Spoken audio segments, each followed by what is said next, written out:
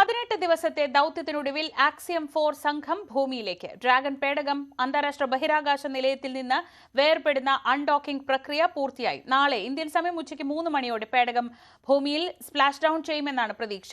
അജയ് സുധ ബിജു വിവരങ്ങളുമായി. അജയ്, നിശ്ചയിച്ചതുപോലെ തന്നെ കാര്യങ്ങളെല്ലാം നടന്നിരിക്കുന്നു. ഇനി ചരിത്ര ദൗത്യം പൂർത്തിയാക്കി സംഘം ഭൂമിയിൽ തൊടുന്ന നിമിഷത്തിനാണ് ഏവരും കാത്തിരിക്കുന്നത്. എങ്ങനെയായിരുന്നു അൺഡോക്കിംഗ്?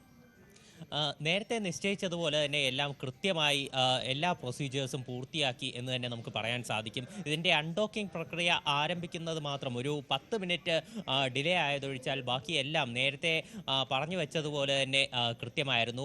ഇന്ന് ഉച്ചയ്ക്ക് ഏതാണ്ട് 2:15 കഴിഞ്ഞപ്പോൾ എല്ലാ ബഹിരാകാശ സഞ്ചാരികളും ഇപ്പോൾ അന്താരാഷ്ട്ര ബഹിരാകാശ നിലയത്തിൽ നിന്ന് ഡ്രാഗൺ പേടകത്തിനുള്ളിലേക്ക് പ്രവേശിച്ചു.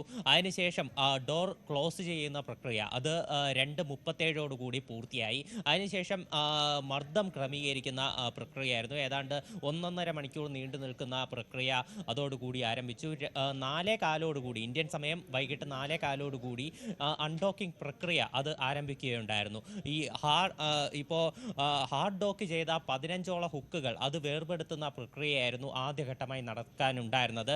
ഈ ഒരു ഘട്ടമാണ് ഒരു 10 മിനിറ്റ് ഡിലേ ആയി പോയത്. അതുകൊണ്ട് തന്നെ ഇന്ത്യൻ സമയം 3:35 അൺഡോക്ക് ചെയ്യുന്നതിന് പകരം 4:35 അൺഡോക്ക് ചെയ്യുന്നതിന് പകരം 4:45 അൺഡോക്കിംഗ് പ്രക്രിയ അത് പൂർത്തിയായത്.